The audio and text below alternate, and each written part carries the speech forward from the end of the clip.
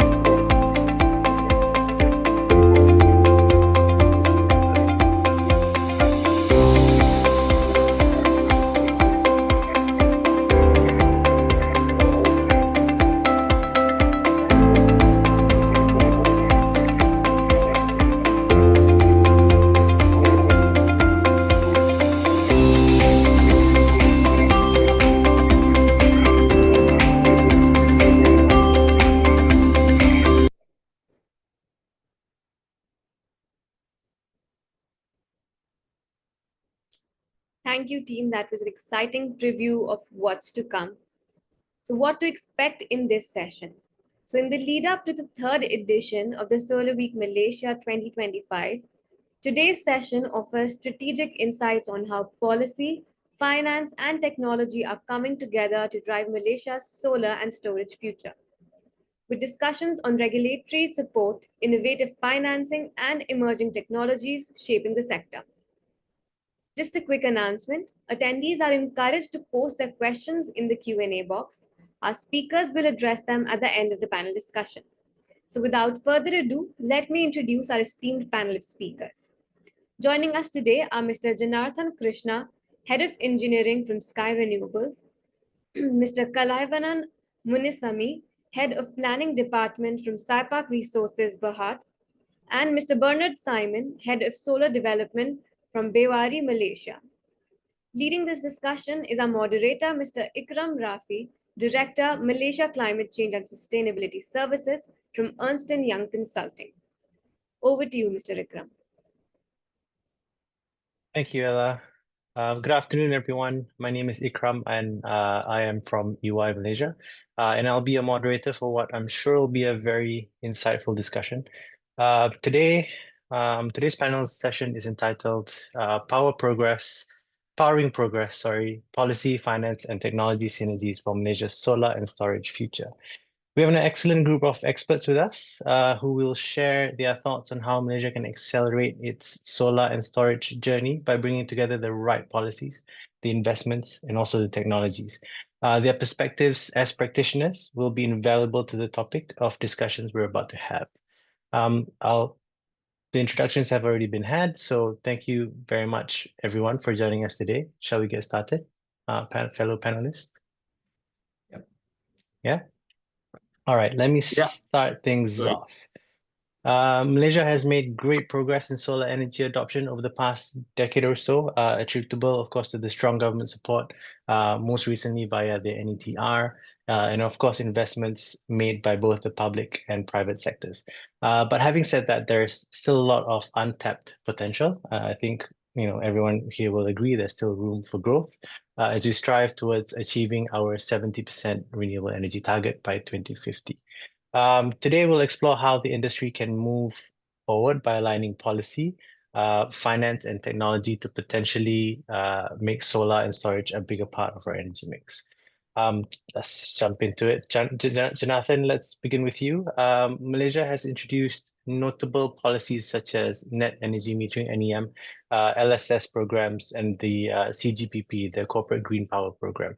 How are these current policy frameworks influencing solar deployment and energy storage growth here in Malaysia? So thanks, Ikram, for that. Policies like NEM, LSS, and CGPP have each played a significant role in driving Malaysia's solar sector. But they have also highlighted where policy, finance, and technology need to work together as we move towards higher renewable energy penetration. Starting with NEM, it has been instrumental for CNI customers. The transition from NEM to 2.0 to NEM 3.0, particularly with NEM for rooftop PV in the past. However, the net offsetting mechanism between has impacted the ROI for developers and CNI clients, as we are all aware of. As engineers, this pushes us, being an engineer myself, this pushes us to, but it also underscores the need for policy to evolve in step with the market dynamics. However, and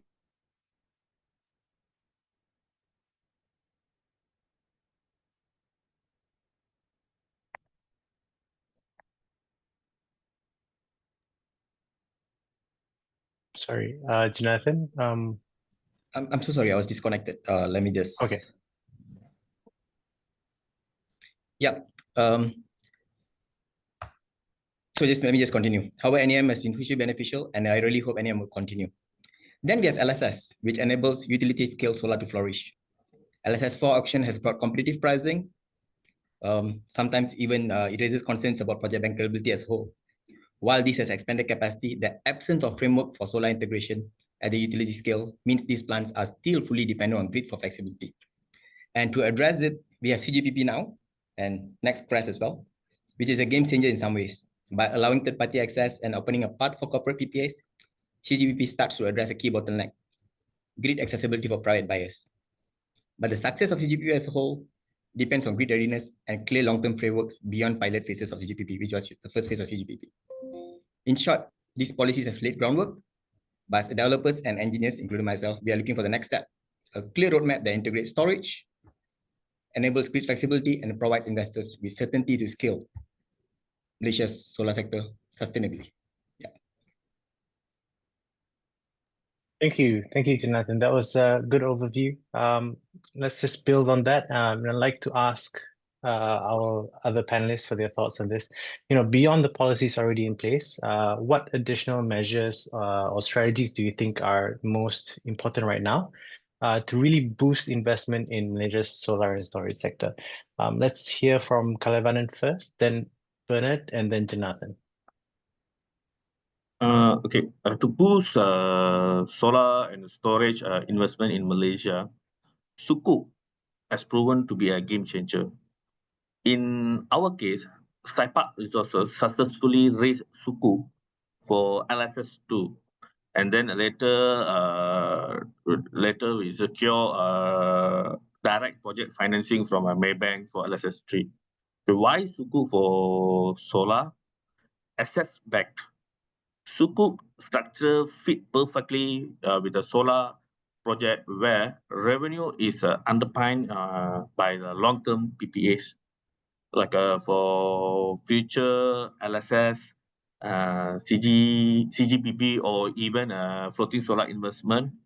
Expanding access to Sukuk and blended green financing will be vital, especially for mid-sized developer who may not strong corporate balance sheet.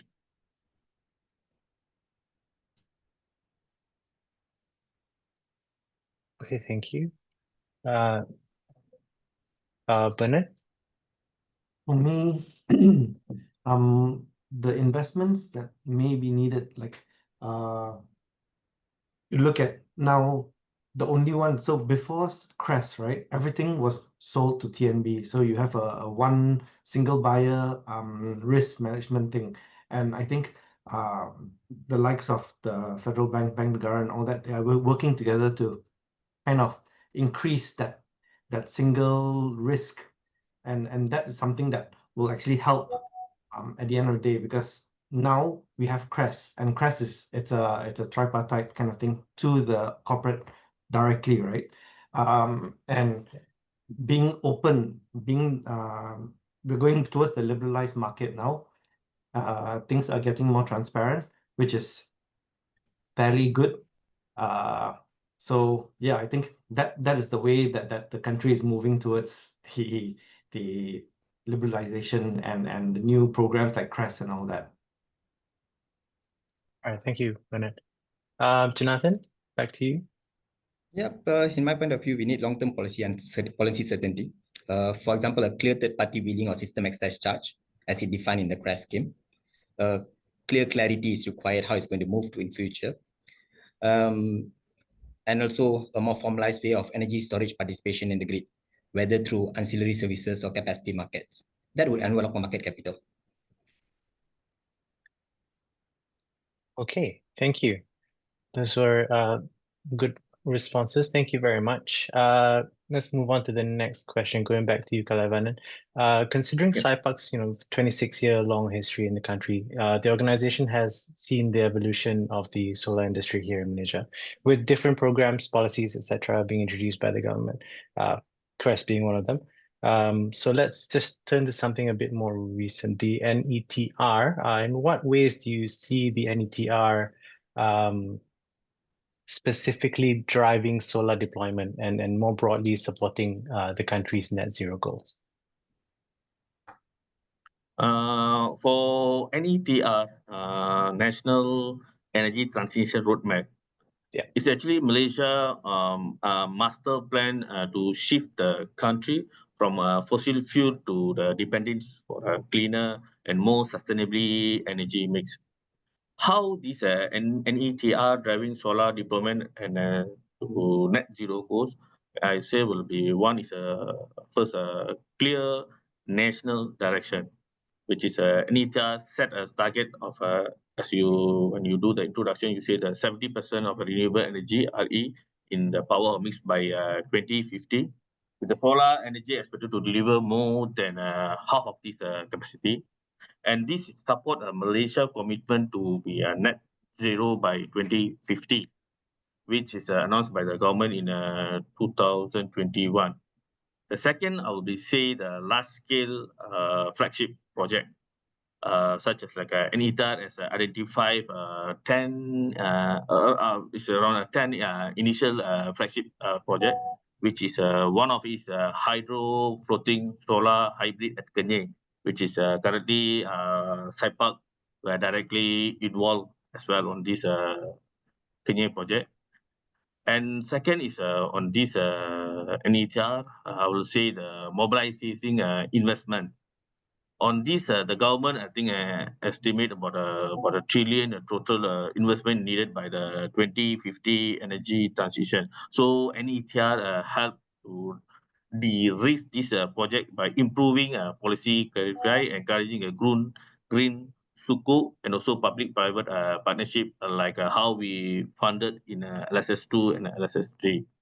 And also this NETR, I will say, is jobs and local industry, where it's position Malaysia is not just as a solar user, but also as a regional green technology hub, creating 1,000 of job in a solar, like manufacturing, engineering, AI, and energy storage. So by aligning the public sectors and under one strategy framework, I guess NETR transform a clean energy from ambition into action. It support developer like Earth by creating bankable project pipelines and long-term market signal. It also send a strong message to the international partnership that Malaysia is serious about becoming a green leader in Asia. Okay, that's all right. That's good. Thank you. I just wanted to check with Bernard or Jonathan if there was if you wanted to add anything more on what Kalavan just mentioned. Nothing to add on my side, actually. He covered it very well. Yeah, he covered it very well. All right, that's good. Thank you. All right, so let's go to Jonathan, back to you. From a developer's perspective, especially for an organization such as yours, what are some of the main challenges faced when trying to scale up solar and storage projects in Malaysia? And I suppose importantly, how can policy, finance, and technology work better together to overcome these? What's your view on this? Thanks, Vikram. The first would be grid access and readiness. As solar penetration increases, there is capacity constraints and limited flexibility. For developers, this means projects get delayed at interconnection stage or power system study and face costly technical requirements to meet reactive power and voltage support as well, with capacitor banks, so on and so forth. There's also no clear mechanism yet for storage to participate in grid services. All we know is we know the basic requirements. For example, CRESS, it's 50% of the injection capacity for hours. That's how we size the capacity. But however, the exact discharge control mechanism over time is not clear to us, which limits its commercial value. The second challenge from financing perspective is financing uncertainty. Unlike solar, where we have now established model thanks to NEM LSS that was mentioned earlier, storage still lacks a clear revenue stack. And when I say revenue stack, I'm referring to frameworks such as energy arbitrage, ancillary services, or capacity payments. This pushes developers like us to either oversize the system for self-consumption or wait for policy clarity, depending on the risk appetite. The third is for technology standardization and integration. While battery costs are falling and inverter technologies are smarter than ever, which will be one of the topics we'll touch later, there is still a gap in localized standards for hybrid systems. This affects permitting and slows down innovation like virtual power plants or microgrids. So how do we align policy and technology to solve this? On the policy side, we need a roadmap that formalizes energy storage in grid operations, whether to ancillary services market or clear grid code for battery energy storage system.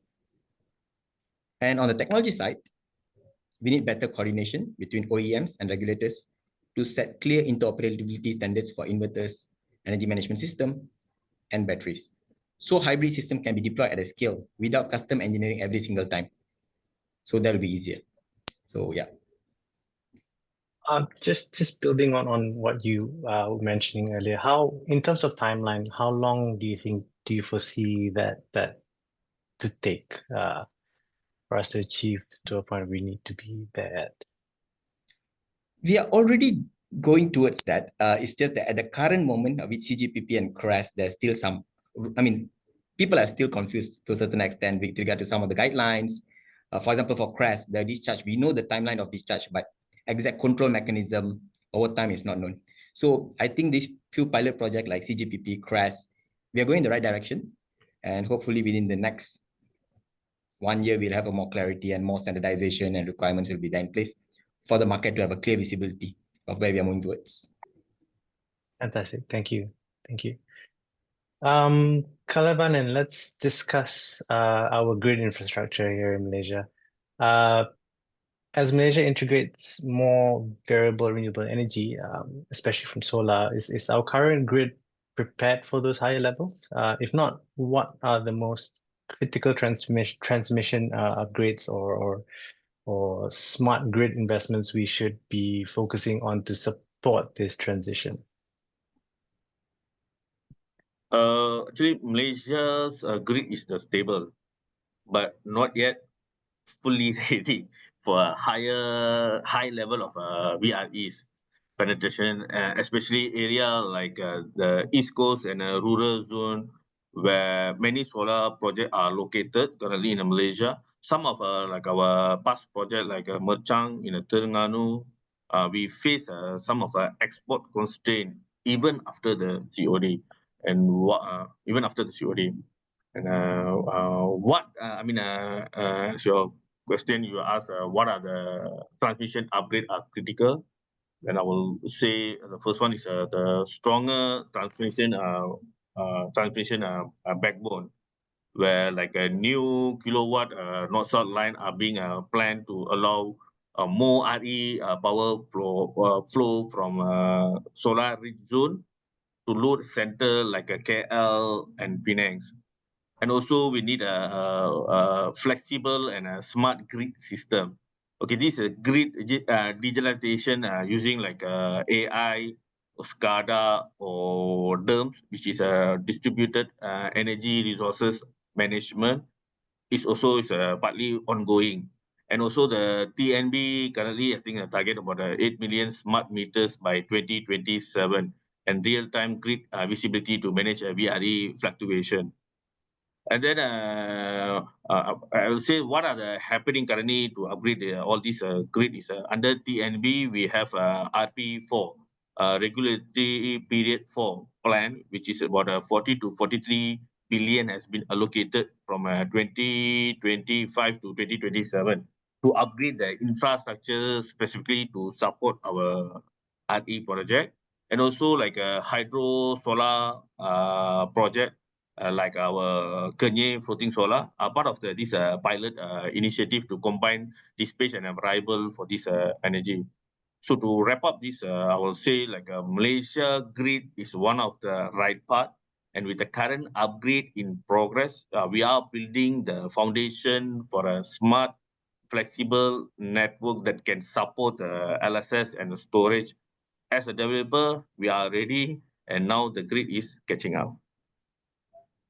That's great. Thank you, Kalabanan. Can I assume that everyone here has the same thoughts on this? Was there anything more that you'd like to maybe add on? Was there anything else? I'm just teasing here.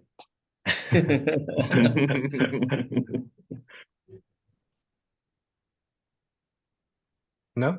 We have the same thoughts. I mean, I have the same thoughts actually. There's nothing further to add to that. Okay, no problem. I'm glad, Kalabanan, you mentioned about AI. So now I want to shift our attention to technology, and the question is open to everyone here, all the panelists. So starting with battery energy storage systems, smart inverters, and digital tools like AI, and also the Internet of Things, for example, are evolving very quickly, and I'm sure all of us here can agree. How are these innovative technologies, and digital solutions contributing to grid stability and enabling more, efficient, predictive maintenance for solar and storage assets? Because this is obviously something that's very fast-paced, growing, highly evolving, rapid pace. So I suppose, Bernard, perhaps you could start us off, then Jonathan and Kalabanan can take over from there. So from this, I think Malaysia is, I would say, is in the early stages, right? We are just starting out our BESS program. So the current programs now is the 400 by 1,600 megawatts that was just announced. I think TNB has their own BESS program also concurrently happening, and the part in Sabah, there was a 100 megawatt BESS program there also. So all these are slowly coming out this year, next year, and the following year. It will really help to strengthen the grid because solar, as you know, VREs are very variable, right? A cloud cover can actually dip a whole region in terms of demand and supply issues coming up. So this will help to kind of strengthen the grid. And I think this program is the starting point, and moving forward, I hope the government will actually consider something like maybe a smaller distributed, smaller battery grids around battery, so that you actually strengthen the distribution level, because now you're strengthening the transmission level, right? Once you need at the tail end, you have smaller biogas plants, biomass plants, you have small solar plants around the place. Having issues where grid, when you have generation, you lose a lot through transmission, you go all the way down to distribution level, and then you have voltage issues at the tail end where the CNI market, where the industrial players are. Having the batteries at the distribution level would actually benefit very much also. So that's just my thoughts on this. Thanks, Bennett. Yep, I'll go next. Battery energy storage system, smart inverters, and digital tools like AI and IoT are not just add-ons anymore. They are critical enablers for grid stability and asset performance. Starting a battery energy storage system, it helps the grid to absorb higher levels of solar by providing frequency regulation to the grid, voltage support, and peak shaving. I'm going to speak from technical perspective here. It smooths out the variability and acts as a buffer during grid disturbance. And when you talk about smart inverters, it takes it even further. They can provide reactive power support, write-through capabilities, and even autonomously curtail the output to help to maintain grid voltage and frequency.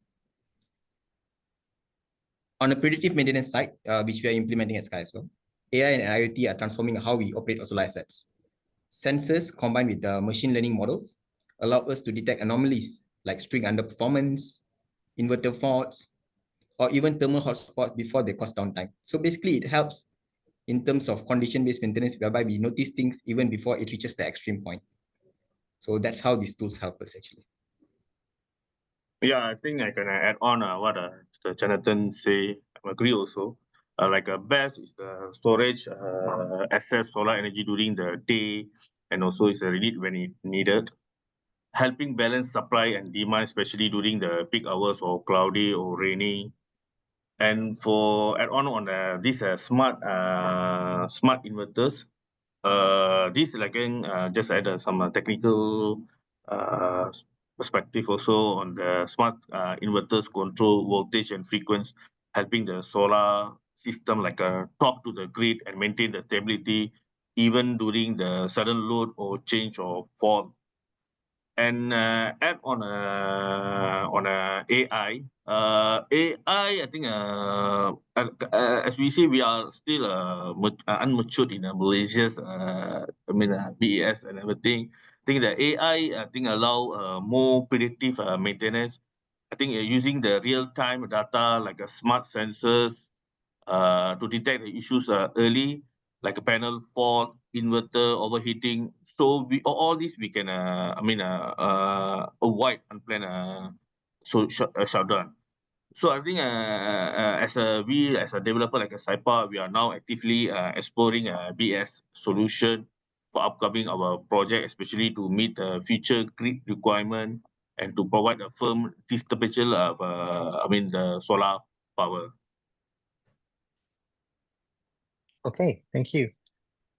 I'm just going to continue on the technology theme here. And again, this is open to everyone here, all the panelists.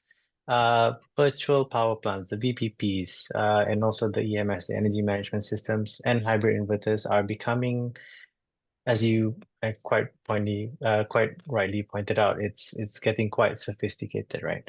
How are these advancements enabling the next stage of solar and storage integration here in Malaysia, especially in terms of optimizing energy flow, providing various grid services, etc. Kalawanan, would you like to start us off on your thoughts on this? Okay. VPP, virtual power plant, is a system that connects and control many small solar battery and load units like a homes, factories, or solar farm to behave like a big power plant. I just want to give you the explanation on the VPP and also the EMS, which is a energy management system, which is a smart software that monitor and optimize energy usage, battery charging, grid export, and even the diesel genset coordination. And for hybrid inverter that can handle both solar and battery in a single unit, allowing a smooth energy flow between PV, battery, and a grid. Okay, how do these enable the next phase of solar storage? VPP can combine multiple small solar plus BES system to respond to the grid needs, like frequency control or peak shaving, just like a power plant. I think TNB has already started all these VPP pilot projects. And for EMS, I think help optimize energy use and avoid expert limits. In our project Merchang and upcoming project, EMS is actually helping a lot in our between the solar storage and grid export to meet the PPA requirement and reduce the curtailment. For this hybrid inverter, I think a simply system design and reduce the cost by integrating solar plus storage in the one device, improving performance and also is reducing the losses lah. Okay, thank you. So anyone else want to take this up? Who wants to come up first? Yeah, sure. Just to second what Mr. Kalamanan just said. So basically, a virtual power plant aggregates multiple solar storage and flexible load assets across different locations. And for grid operators, it simply means that you're having a decentralized fleet that can provide grid services like frequency regulation and peak shaving in real time. Of course, that's not what we currently want as a developer, because we want to provide active power as much as possible to the grid. But it provides grid operators flexibility when you have virtual power plant. And energy management system or power plant controller in this case is the brain of this whole operation. It does the controlling function and what's on and so forth. When you talk about hybrid inverters, definitely they are simplifying deployment. By having a PV and storage in a single unit, they reduce hardware costs and streamline control logic, which are valuable in smaller settings like a commercial and industrial, smaller commercial and residential settings. So yeah, I think these three things are definitely important to enable the next phase of solar and storage integration. Thank you, Jonathan. Bernard? I think I'm just echoing what both Kalai and Jonathan have said already. I mean, there are really important intelligent platforms that should be obtained now. And I think at the end of the day, this is the next step after, we do all this BSS and grid enhancements. This is the next step to actually make the grid even smarter in that way. Okay, interesting. All right. Bernard, now that you're on my screen anyway, this next question is quite applicable for you and your organization. As someone innovating this area, let's consider some new applications, for example. Is Malaysia truly ready to scale up floating solar installations, explore agrivoltaics, for example, where solar panels are combined with agriculture, which I find quite interesting, and implement other hybrid energy systems? What are the key considerations for these types of solutions to become widely adopted in Malaysia? Not just, small scale, talking about like larger scale projects. So I think in short, the 2 out of 3 of them are already in Malaysia. You talk about floating solar and you talk about the hybrids, right? Floating solar, we have, like the colleague mentioned, Kenyai, a lot of this now floating solars are slowly coming out. The challenge on that is if you want to compare apples to apples, you shouldn't be comparing floating solar with ground-mounted solar because there are definitely difference in pricing there. So I would hope that the next plan that TNB or I mean ST comes out with maybe LSS6 or maybe even CREST, sort of an adder system. They did do that in LSS3, LSS4, but if you want to compare really to have floating solar being competitive, you should only compare it with the other floating solars in the region, right? But that said, it's highly scalable. Now we are looking at 500 megawatts floating solar. There is a lot of space. You have space saving. You kind of have the evaporation of water issue that you can solve. You can put in hydro dams, which you have a grid, ready grid already there. So that I wouldn't say is an issue. It's more of how the policy is driven and how you're going to compare it in whether the next program that's going to come out. So for grid, we talk about the hybrid systems, right? Hybrid systems, we have them, I think, around in the more rural areas where you have solar with BESS and backup diesel genset. So those are actually very common, but they are very small scale. You can even look at small islands that are having hotels that, pipe in or kind of barge in diesel to actually run their hotels. So these are very, they need this hybrid system there. You talk about scalability on that region, I wouldn't look at that for the scalability. I would just say, that is, we talk about maybe from a 3 to 10 megawatt type of region you're looking at for the hybrid systems. For agro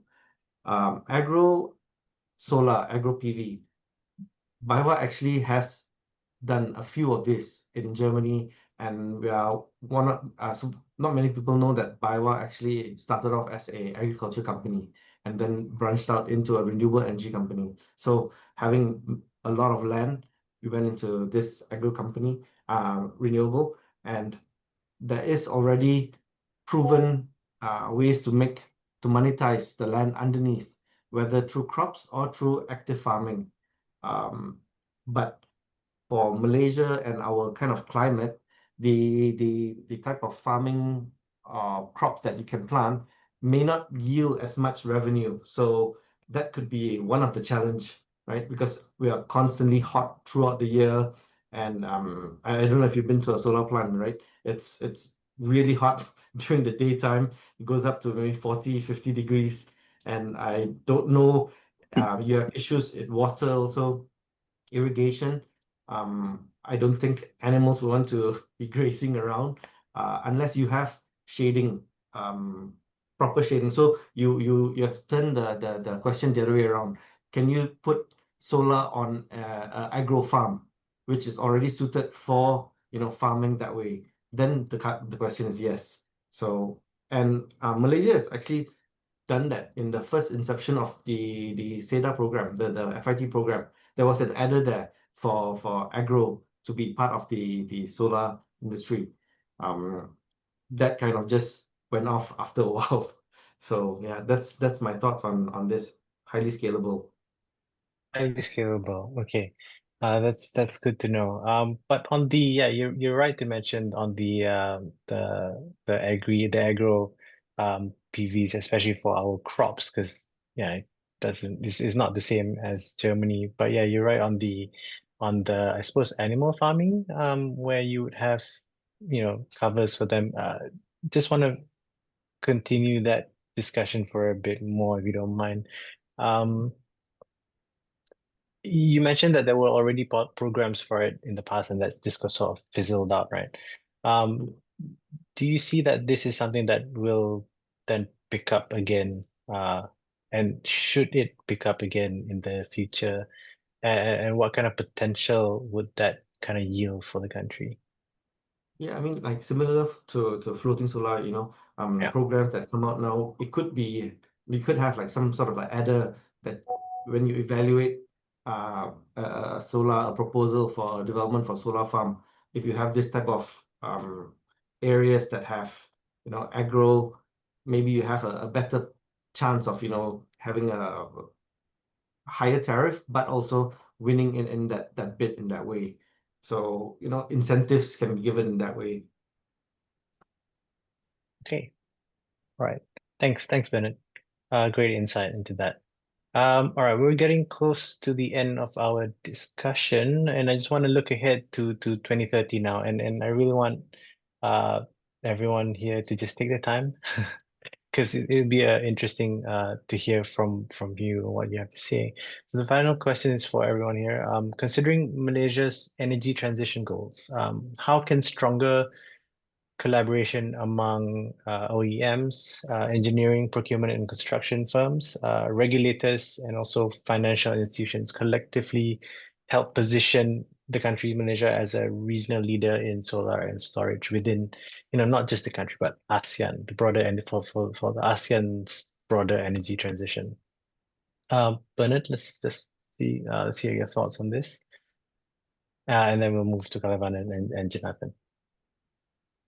So I think now the ASEAN grid is, like just a couple of months, a couple of weeks ago, we hosted the ASEAN forum in our country, and there was a lot of talks on the ASEAN grid, and we're strengthening it through programs like the CBES, right? At the end of the day, from the North Thailand and South Singapore, looking at the collaboration there, it's moving, but it could move faster in some ways.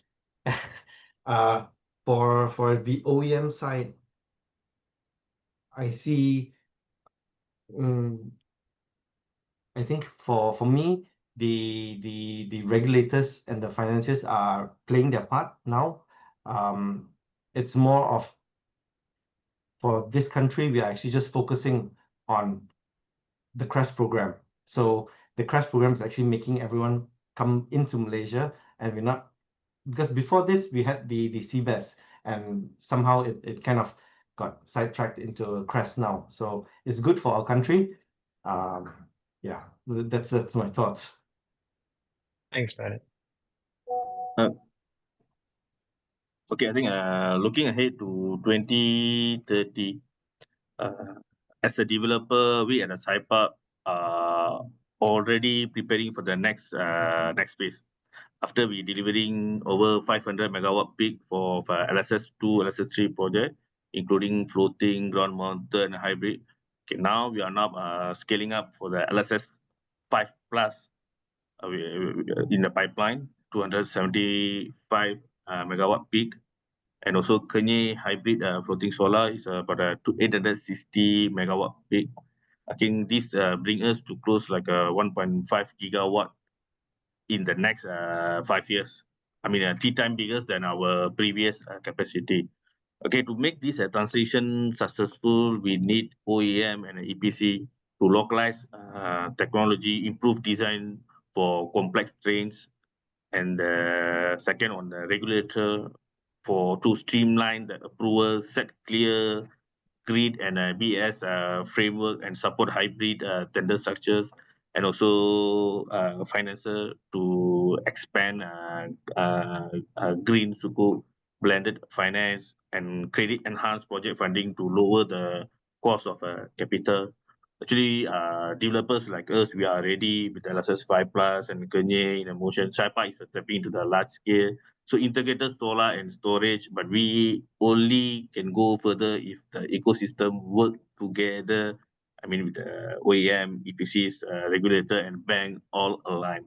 With that, I think that Malaysia will not just meet its RD target. It will lead Asian region in a clean energy innovations. Thanks, Kalavan. Jonathan? Yep, sure. I'll take it next. On the technology side, I just circulate the second what Kalavan just said. OEM, EPCs, and developer must work together to standardize design to a certain extent for hybrid solar plus storage systems.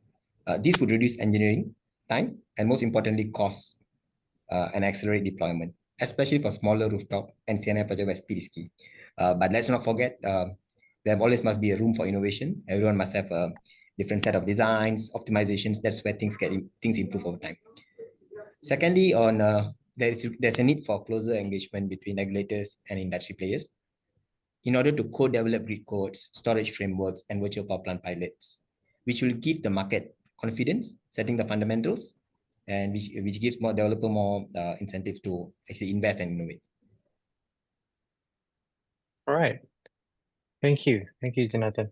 I suppose that is all. That's all the questions that I have. Thank you very much for the insightful discussion. We've covered a lot of ground on policies, finance, and also technology, and etc. Just some key takeaways from me. There's a need for policy to evolve in step with microdynamics. Clear long-term roadmap needed, for larger scale. Sukuk as a game changer for project financing. PPPs needed.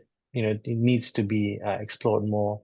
Malaysia's grid is stable, but not ready for higher VREs, so more needs to be done there. The technology like IoT and AI are no longer nice add-ons. It's really a need now. I think we might be ready for questions, right, Ella?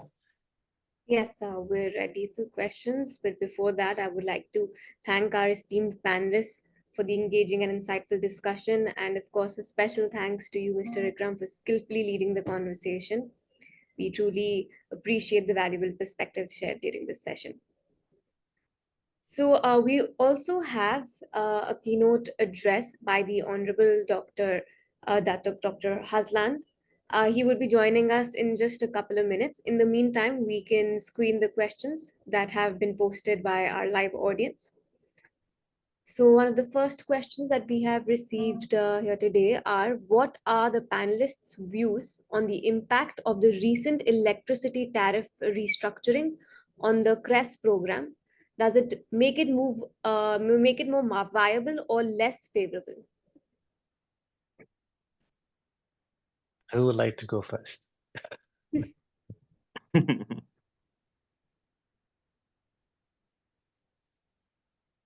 Alavanan, you wanna take this one? Yeah, I think yes, the reason electrical tariff restructuring make the CRESS program, I think, more viable.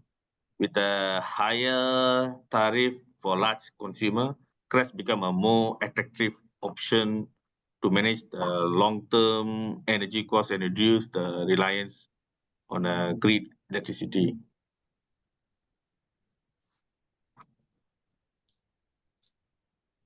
Jonathan, was there anything you wanted to I'll add? go next. I'll go next. The information are still on the air. It's just recently announced. But what I can see is the capacity and network charges are very high, has been increased. The tariff rate has been slightly reduced for industrial customers. So as a result, when CRESS-based model, we are talking about energy-based model, right? I mean, it's basically energy injection. So I feel like the savings point of view that the customers can enjoy is reduced as a result. Of course, it differs from tariff to tariff, but I feel like the savings is reduced as a result because of the capacity-based charges in the new tariff is higher as compared to the past, and energy cost itself is cheaper. Yeah. Mr. Bernard, would you like to? Yes, I agree with Jonathan on that. The network and capacity charges are a bit high, and not just the CRESS program, right? I think you see a lot of people having negative sentiments towards this in the CNI market also. Even the residential, there's a big now debate going on the residential side. People who have installed solar on their roofs are expected a 5-year type of payback, and now after this new RP4, it's moving towards like maybe about 7-8 years, even 10 years, because your actual buying of electricity, that is the cost that is being offset only. It's not the full range network and capacity charges. So yeah, so it's still early. Like 2 days ago it was just announced. So we'll see, maybe things are being improved. A new recent thing that came out was the GET, right? GET now it's slashed 80%. So people now can actually buy GET. GET is the green energy tariff. They can actually buy the RECs and consider green. It's slashed by 80%. So the cost of the green electricity. So there is things moving. Okay. Thank you so much, Mr. Bernard. Our next question is from Mr. Mayank Mahadule. So he asks, are future projects in Malaysia have central inverter in consideration? Yeah, I will start on this. So central inverters has always been there in Malaysia, been utilized there in Malaysia. Let's say LSS1, LSS2, it has always been used. But from technique, it has always been used and it's continued to be used. Even major manufacturers like Sungrow, Huawei, they all have it. Sorry, Huawei doesn't have it, but Sungrow has it. Other brands like Power Electronics, they still have it. So when you talk about technology itself, right? Central inverters commonly, from technical perspective, central inverters are more deployed when the land is flat because of the reduced maximum power point tracking MPPTs available in central inverter. They are predominantly used when the land is flat. So for those are the kind of lands that central inverters suit and it's used. So to answer the question, it has been used in Malaysia in the past and it's continue being used currently. Okay, to add on, I personally we have experience having a central inverter in a Danau to Uban, Kelantan, LSS2 60 megawatt floating project. We have a central inverter, and also we have a string inverter. However, I personally would say no to central inverter because it's the I mean for me, string inverter is a for reliable and long-term performance. String inverter make more sense, and also especially the cost and become more competitive. Currently in LSS, I think I will go for string inverter.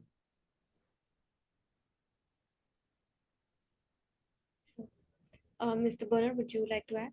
No, nothing to add. I mean, they covered it already, right? In terms of risk management also, I prefer in string inverters in that way. Central inverter, if let's say risk management, you have one or two, one goes down, half your plant is down, right?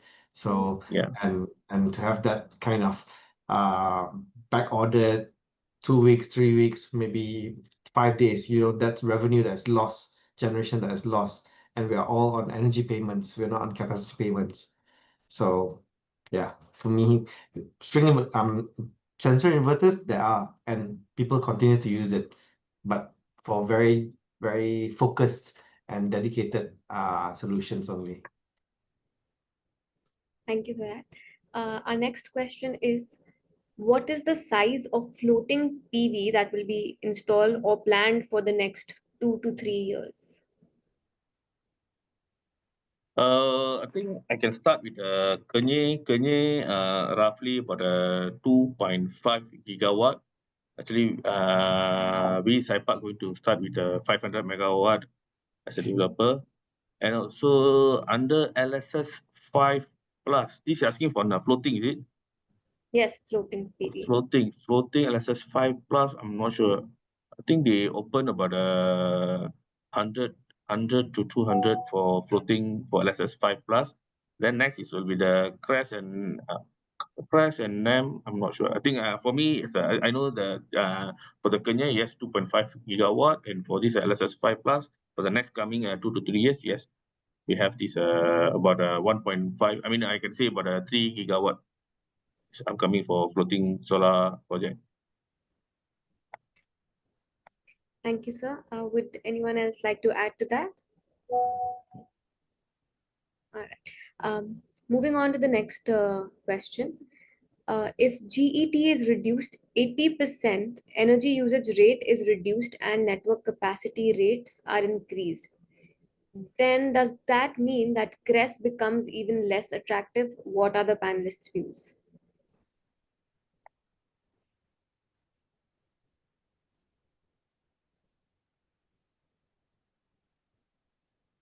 Mr. Janarthan, would you like to go first? I mean, I'm just trying to think how to answer the question. Ultimately, it depends on what the kind of impact the client wants to make. If they want to buy GET, currently they can buy it for now. If they are looking for long-term continuity for the next 20 years fixed or next 15 years fixed, then CRES would be more reasonable because GET is from time to time, right? Get from time to time, need to renew it. Another thing is what kind of impact the particular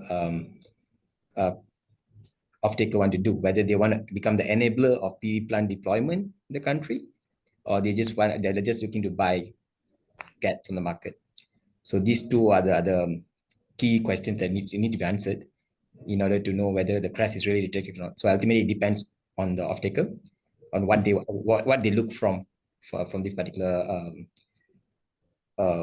green energies. Yeah. Thank you for answering that, sir. Mr. Bernard, Mr. Kalavanan, would you like to, add your perspective? I think in my view, these changes make CREST less attractive, especially for large consumer. When energy usage charge go down, but fixed costs like a network and capacity rates go up, the saving from using renewable energy through CREST shrink, plus with the get being reduced, it's harder to justify the switch unless there is a strong ESG or carbon reduction target driving it. Colleagues covered it exactly that. It's very much dependent on the off-taker, what they want to do. They want to be enabler, or they are just looking to just buy the racks or the GET. Thank you so much. We do have one last question here as well. It says, how is progressing the SciPark and Terengganu Inc. joint venture on Kenyir? As I say again, next week, 12 July, we have a launching on this Kenyir. I guess if Prime Minister will do the launching for this Kenyir, like a pelancuran between Terengganu Incorporate with TNB Genco, and we as a developer as well, SciPark, and we also participate in EPCC for this Kenyir 500 megawatt AC floating project. We are the one of the shortlisted, and the result yet to announce. Hopefully by end of this month, they will announce who will be having this EPCC for Kenyir 500 megawatt AC. We SciPark actually more confident we will get, because we are still having a discussion with the Terengganu Incorporate to become our one of the partner to complete these EPCC packages. So I can't officially announce the result yet, but we are confident. SciPark is confident to get this 500 megawatt. Right. Thank you so much, sir, for answering that. I believe that is all of the questions that we've received today from our audience. If any of you, if Mr. Ikram, you have any further questions to add to the panelists, you can also pitch in here before we close this session. No worries. I think I've asked them enough questions already. They've covered quite a lot already. They've been very good. It's been great actually learning from them as well. Yeah. Thank you so much. So it has been a pleasure hosting our esteemed panelists, and of course, special thanks to Mr. Ikram for superbly managing the session. We do have our keynote address by Honorable Dr. Hazlan as well. He will be joining us in just a couple of minutes. So before that, I would just like to play the video for our upcoming event, the Solar Week Malaysia, once again, and just so our audience is aware about the timings and everything.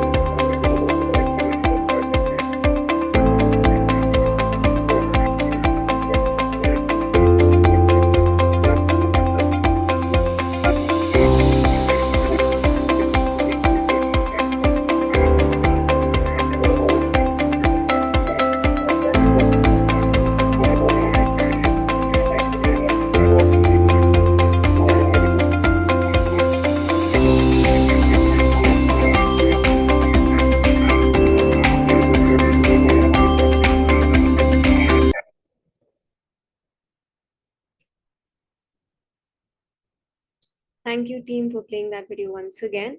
And I hope I see everyone, all of you, an open invitation to our panelists to kindly join us for the conference in August. And now it's finally time for our keynote address. So it is my pleasure to invite Honorable Dr. Haslant Hipni, the Deputy Minister, Ministry of Energy and Environment Sustainability, Sarawak, to deliver the keynote address on the theme Powering Malaysia's Future, RE and Beyond. Very warm welcome to you, Honorable Dr. Haslant, and over to you, sir.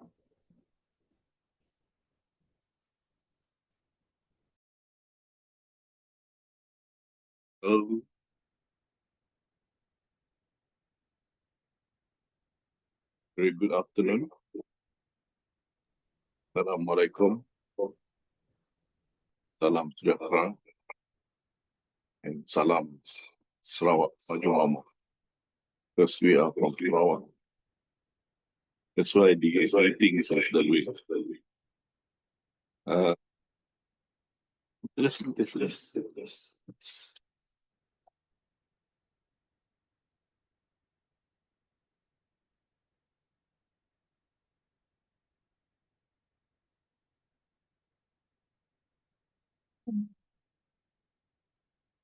the Jonathan Krishna, Head of Engineering, Sky Mineral, Mr. Kalai Bana,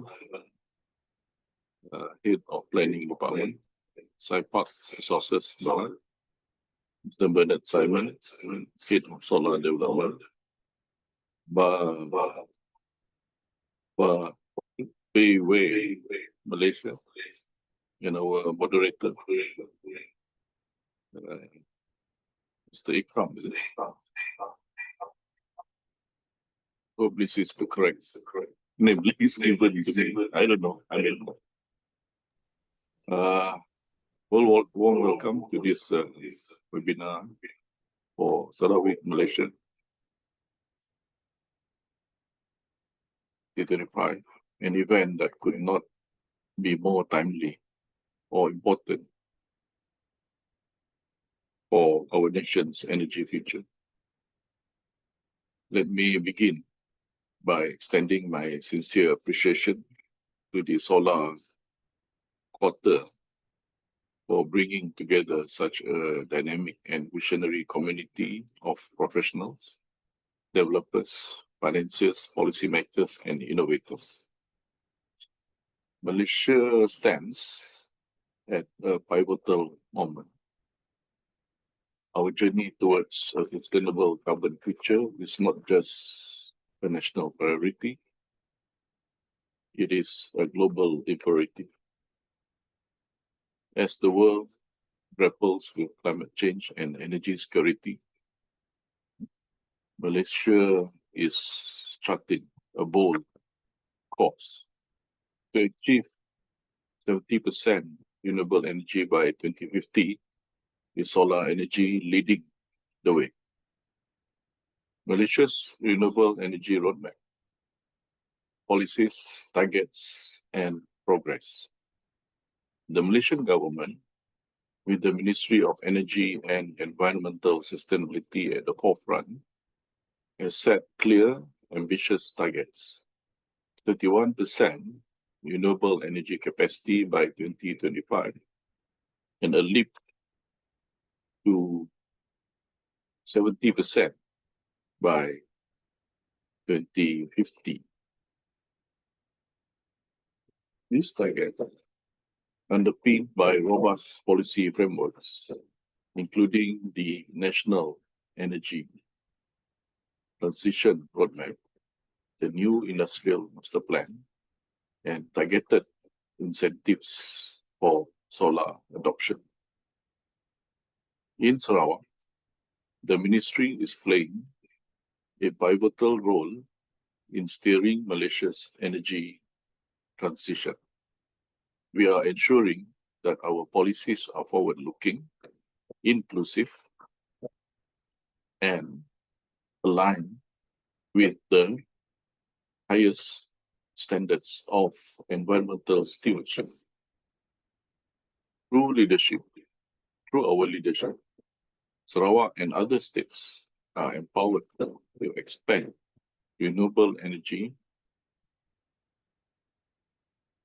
projects, improve grid connectivity, and foster innovation across the region. Our commitment is reflected in the rapid expansion of large-scale solar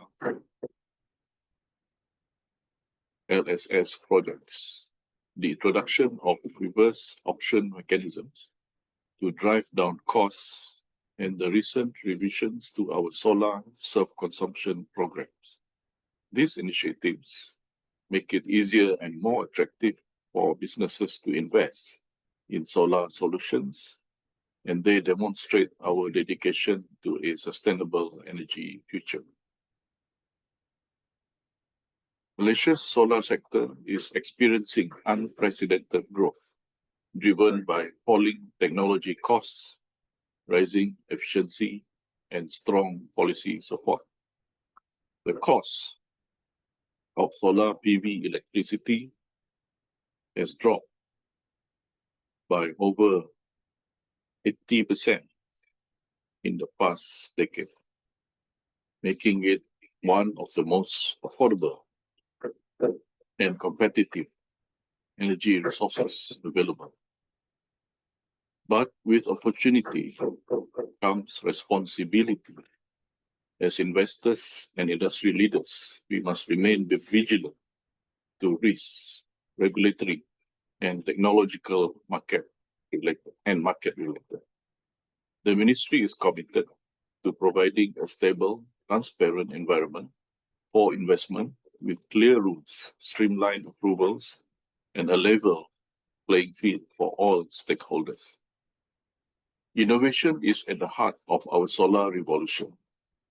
Malaysia is pioneering new technologies from bifacial solar panels and floating solar farms to integrated smart systems and digital energy platforms.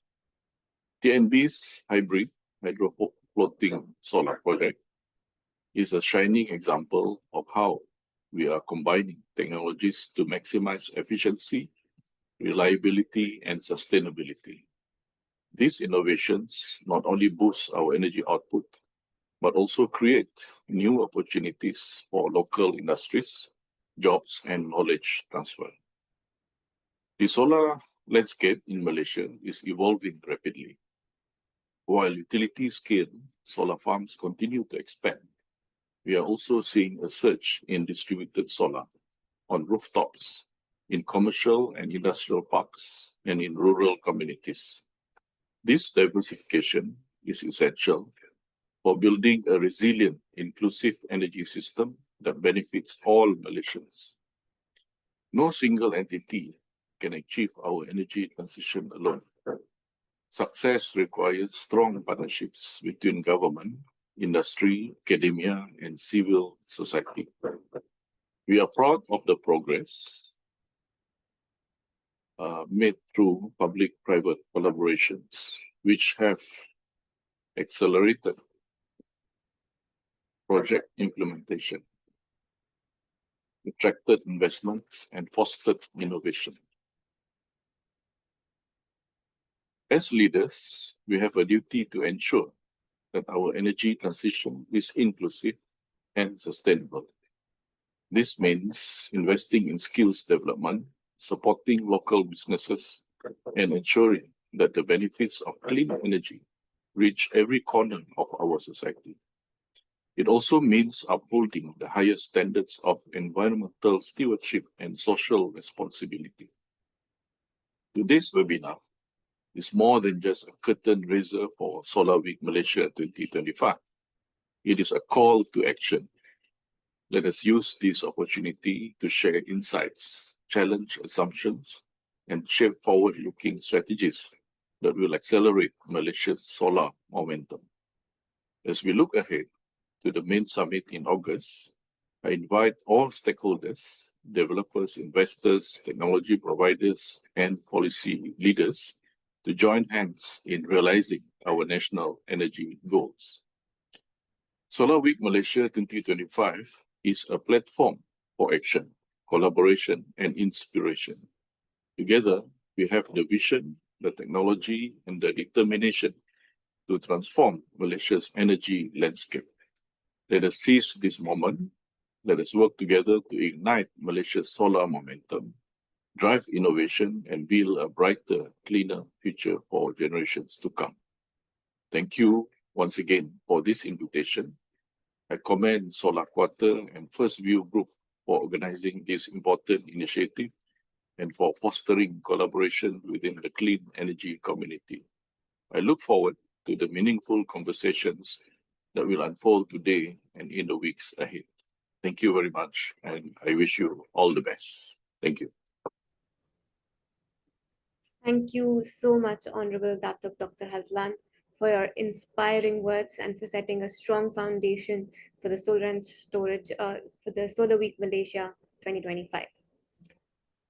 Now, before we conclude today's launch, I'm delighted to share with you the details of our flagship event, the third edition of the Solar Week Malaysia. So please mark your calendars. The Solar Week Malaysia 2025 will take place on August 14th at Berjaya Times Square Hotel, Kuala Lumpur, Malaysia.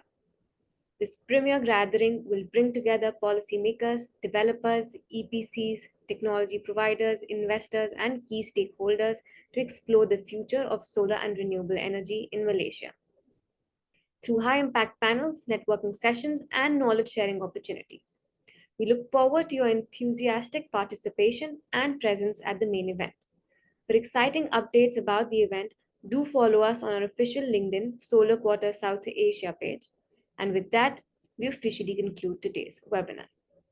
A heartfelt thank you to Honorable Datuk Dr. Hazlan for joining us for the keynote address, our esteemed speakers and panelists, and of course, our moderator and attendees for your active participation. We look forward to bringing you more knowledge-driven sessions in the future. Until then, stay safe, stay inspired, and keep leading the change toward a greener tomorrow. Thank you once again, and have a wonderful day ahead.